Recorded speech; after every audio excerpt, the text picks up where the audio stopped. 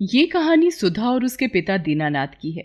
सुधा की माँ उसके बचपन में चल बसी थी। ऐसे में उसके पिता ही उसके सब कुछ थे। दीनानाथ की भी पूरी दुनिया बस सुधा के ही आसपास थी। अपनी पत्नी की मौत के बाद उसका बस एक ही सपना था। वो सुधा को पढ़ा लिखा कर बड़ी अफसर बनाना चाहता था। दीनानाथ खुद पढ़ा लिखा नहीं था और गांव के सरपंच मनोहर सिंह के बंगले पर काम करता था। सरपंच ने उसे अपने बंगले में ही एक छोटा सा कमरा दिया हुआ था, जहां वो सुधा के साथ रहता था।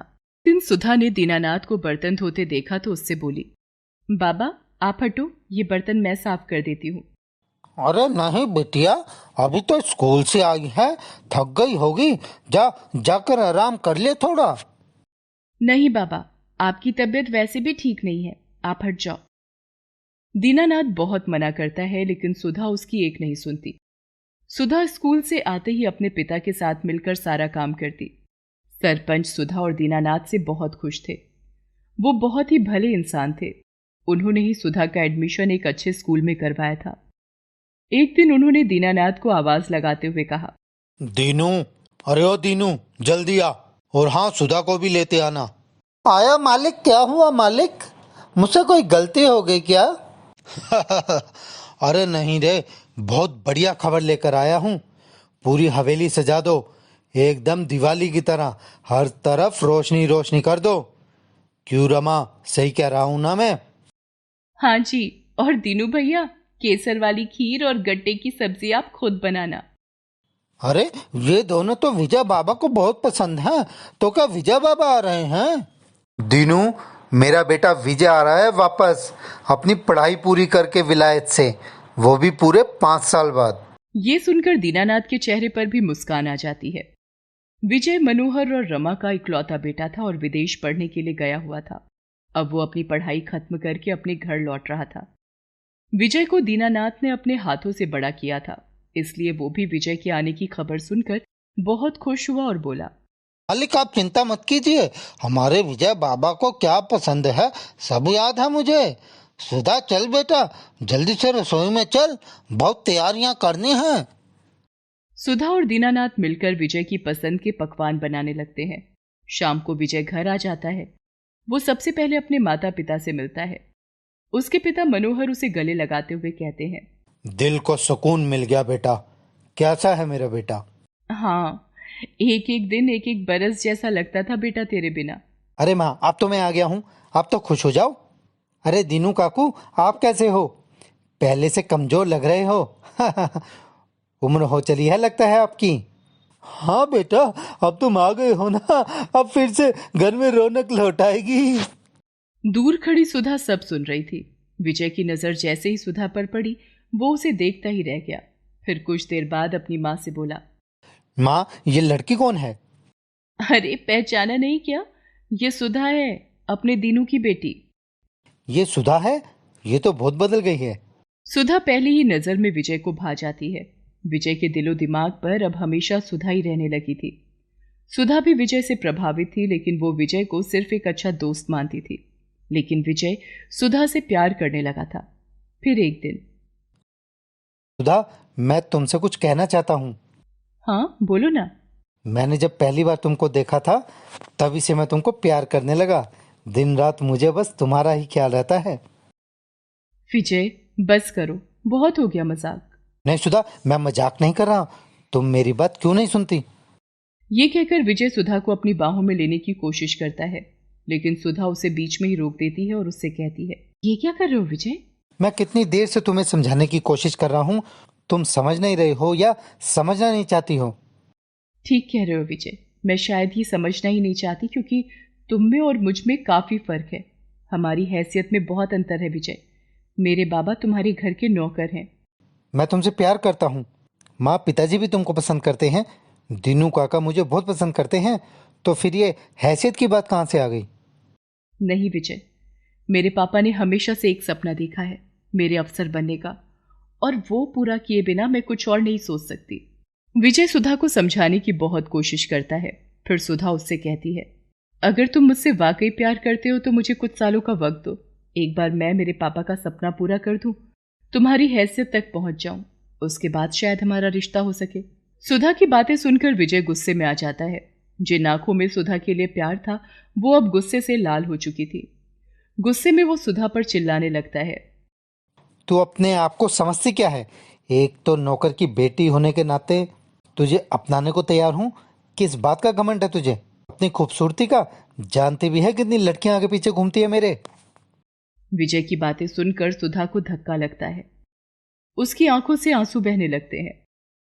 नौकर की बेटी? जो लड़की कुछ देर पहले तक तुम्हारे सपनों की रानी थी वो अचानक से नौकर की बेटी हो गई। वाह विजय वाह, यही है तुम्हारी सच्चाई। यही तो कह रहा हूँ, तुझे तेरा सच दिखा रहा हूँ मैं। सारी जिंदगी तेरे बाप ने मेरे घर पर नौकरी की है और बाकी की जिंदगी भी तू यही करेगी, मेरी नौकरानी बनकर रहेगी। तेरी हिम्मत कैसे हुई मुझे ना कहने की? अब देख तू, तुझे और तेरे बाप को कैसे सबक सिखाता हूँ मैं। बस करो विजय, तुम्हारे मुंह से ये सब सुनने के बाद तो लग रहा है कि अच्छा हुआ जो मैंने तुम्हें मना कर दिया। कम से कम तुम्हारा असली चेहरा तो मेरे सामने आ गया। अपने ऊपर लगे आरोपों से दुखी होकर सुधा और उसके पिता मनोहर का घर छोड़ देते हैं। दीनानाथ के लिए यह सब बहुत भारी था। वो जानता था कि यह गलत है। उसे सुधा पर पूरा भरोसा था, लेकिन फिर भी वो ये सदमा बर्दाश्त नहीं कर पाता और कुछ ही दिनों में इस सदमे से उसकी मौत हो जाती है। अब सुधा बिल्कुल अकेली थी। पिता की मौत के बाद वो भी गांव छोड़कर शहर चली जाती है और वहां जाकर नौकरी करने लगती है। सुधा, जरा अकाउंट्स की फाइल तो लाना। जी सर। अरे वाह, तुमने तो सारा काम निपटा दिया, वो भी इतनी जल्दी। सुधा मिस्टर नारायण के ऑफिस में अकाउंट्स का काम देखती थी। साथ ही वो सरकारी नौकरी के लिए पढ़ाई भी कर रही थी। मिस्टर नारायण शहर के जाने माने समाज सेवी थे। सुधा, वो जो अपना अनाथ आश्रम है ना, उसी को लेकर आज शाम को मेरी एक मीटिंग है। तुम जरा उस आश्रम के सारे कागज चेक कर लेना। जी सर, वो फाइल तो मैंने पहले ही चेक करके आपकी कार में रखवा दी है। शाबाश बेटा, बहुत अच्छे। बहुत ही कम वक्त में सुधा ने नारायण का सारा काम समझ लिया था। नारायण भी सुधा के काम से बहुत खुश थे। सुधा उन्हें अपने बारे में सब कुछ बता चुकी थी। सुधा को उनमें अपने पिता की झलक दिखाई देती थी। ऐसे ही वक्त बीतता गया। सुधा मन लगाकर मिस्टर नारायण के ऑफिस में काम करती और रात में घंटों जागकर सरकारी नौकरी के लिए पढ़ाई करती। आखिरकार एक दिन उसकी मेहनत रंग लाई और वो मिस्टर नारायण के पास जाकर बोली, सर लीजिए मिठाई खाइए। वो तो ठीक है, लेकिन हुआ क्या, ये तो बताओ बेटा। आपके आशीर्वाद और भगवान की कृपा से मैंने यूपीएससी क्लियर कर लिया है। अरे वाह, मुबारक हो। ये तो होना ही था। ये सब तुम्हारी तपस्या का नतीजा है सुधा। ड्राइवर जरा गाड़ी रोकना। सुधा ने जहां गाड़ी रुकवाई थी वहां सरपंच मनोहर जी का बंगला था, जहां उसका पूरा बचपन बीता था। सुधा एकटक उस घर को देख रही थी। उसकी आंखों में आंसू थे। चंद सेकंडों में उसका अतीत उसकी आंखों के सामने आ गया था। क्या हुआ मैडम, सब ठीक है? हाँ हाँ, आप चलिए। जल्द ही सुधा ने अपना पूरी तरह काम संभाल लिया। पूरे जिले में उसकी ईमानदारी के चर्चे होने लगे। तभी एक दिन उसे पता चलता है कि गांव के बच्चों को ड्रग्स की लत लगाने के लिए एक पूरा रैकेट चल रहा है। इस केस की जिम्मेदारी सुधा को दी जाती है। सुधा जी जान से इस केस की इंक्वायरी में लग जाती है। फिर एक दिन, मैडम, एक खुफिया जानकारी मिली है कि शहर के रास्ते आज ड्रग्स की खेप गांव में आने वाली है। अच्छा, टीम को तैयार करिए, आज हम उन्हें रंगे हाथों पकड़ेंगे।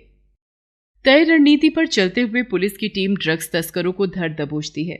लेकिन जब सुधा उस गैंग के मुखिया का चेहरा देखती है तो उसके होश उड़ जाते हैं। तुम इस हद तक गिर गए हो? आरोपी कोई और नहीं बल्कि विजय था। विदेश में रहकर विजय को ड्रग्स की लत लग चुकी थी। अपनी इस लत के कारण उसने अपने पिता की सारी संपत्ति भी बर्बाद कर दी। अपने इकलौते बेटे की ऐसी हालत के चलते विजय के माता पिता भी सदमे में चल बसे थे और अब अपनी लत को पूरी करने के चक्कर में विजय ड्रग्स की तस्करी करने लगा था। सुधा, मेरी प्यारी सुधा, मुझे बचा लो, प्लीज बचा लो। विजय सुधा के पैरों में गिरकर रोने लगता है और उसके आगे गिड़गिड़ाने लगता है। किस सुधा की बात कर रहे हो विजय तुम? वो सुधा तो उस दिन ही मर गई थी जिस दिन तुम्हारी वजह से मेरे बाबा मुझे छोड़कर चले गए हमेशा के लिए। आज तुम्हारे सामने जो है वो पहली वाली लाचार और बेबस सुधा नहीं बल्कि इस जिले की एसपी खड़ी है। ये सुनकर विजय दंग रह जाता है। वो सुधा से मदद की भीख मांगने लगता है, लेकिन सुधा उसकी एक नहीं सुनती। वो उसे अरेस्ट करने का ऑर्डर देती है। फिर विजय को जेल भेज दिया जाता है। सुधा को यह केस सुलझाने के लिए खूब वाहवाही मिलती है, लेकिन सुधा को सबसे ज्यादा खुशी इस बात की थी कि उसकी इज्जत पर दाग लगाने वाले विजय को अब उसके किए की सजा मिल गई थी।